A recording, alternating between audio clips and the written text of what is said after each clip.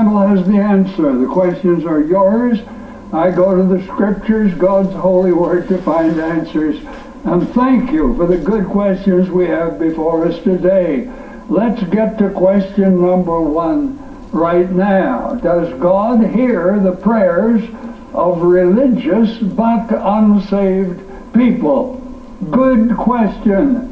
But let me ask you a question. What good will it do you in eternity if you've rejected Jesus Christ on this earth, even though you've been helped a bit by praying?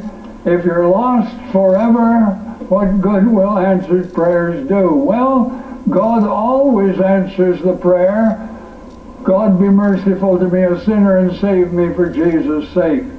But other requests for health and for guidance and for material goods, if God answers the prayer of an unsaved person, it's simply that he is patient and giving that person more opportunity to repent.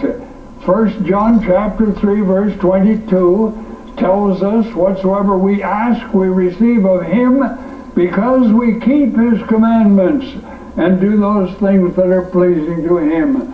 So the real justification for answered prayer is that we serve God with our whole hearts. And now question number 2.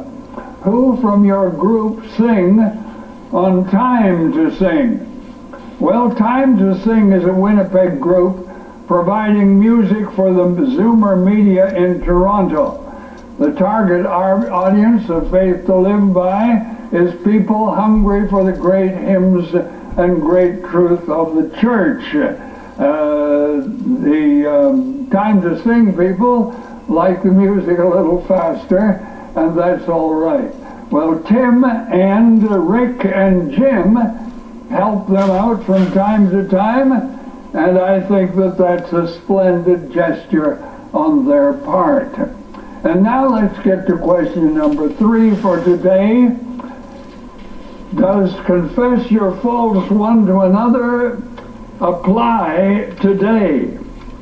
You find that quote in James chapter 5 verse 16. It's talking about praying for healing. And this is what is said. Confess your faults one to another and pray one for another that you may be healed. The effectual fervent prayer of a righteous man availeth much. Yes, that directive, confess your faults one to another, does apply today, because God requires a total openness and humility if we are going to serve him. I don't think that here we're talking about a formal confessional in a church where you come before a priest. I think this is simply talking about you and me being totally open to God and to people around us, and totally honest in our approach to God. And that is the basis on which we can expect answers to prayer. Thank you so much for these good questions. I trust the answers have been a blessing. If you have a question you'd like me to use on the Bible as the answer, please write it out, send it to me. I'll be pleased to hear from you, and I'll get to your question on the air just as quickly as I can.